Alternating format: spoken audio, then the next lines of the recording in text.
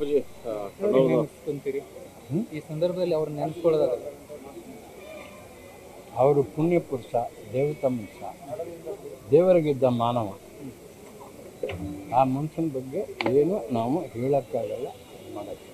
ಪ್ರತಿಯೊಬ್ಬರಿಗೂ ಅಕ್ರೆಯಿಂದ ಮಾತಾಡೋದು. ಅವರು ಬಹುವಚನ ಬಿಟ್ಟರೆ ಏಕವಚನದಲ್ಲಿ ಮಾತಾಡಿಲ್ಲ, ಮಾತಾಡೋಕ್ಕೆ ಹೋಗಿಲ್ಲ, ನಾವು ನೋಡಿಲ್ಲ, ಕೇಳಿಲ್ಲ. ಅವ್ರ ಜೊತೆ ನಿಮ್ಮ ಒಡನಾಟ ಹೇಗಿತ್ತು? ಚೆನ್ನಾಗಿತ್ತು. ಒಳ್ಳೆ ಕ್ಷಣಗಳು ಏನಾದರೂ ನೆನಪಿದೆಯಾ ನಿಮಗೆ?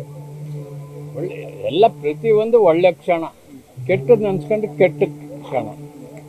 ನಾವು ನೆನೆಸ್ಕೊಂಡಿದ್ದೆಲ್ಲ ಒಳ್ಳೆ ಕ್ಷಣ. ಹಾಗಾಗಿ ಭಗವಂತ ಅವ್ರ ಕುಟುಂಬದವ್ರು ಎಲ್ಲ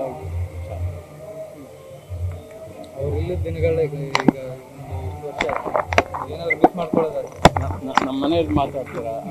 ನೀವು ಮಾತಾಡಿ. ನನ್ನ ಬಗ್ಗೆ ನಾನು ಅವ್ರ ಬಗ್ಗೆ ಎಲ್ಲ ಮಾತಾಡ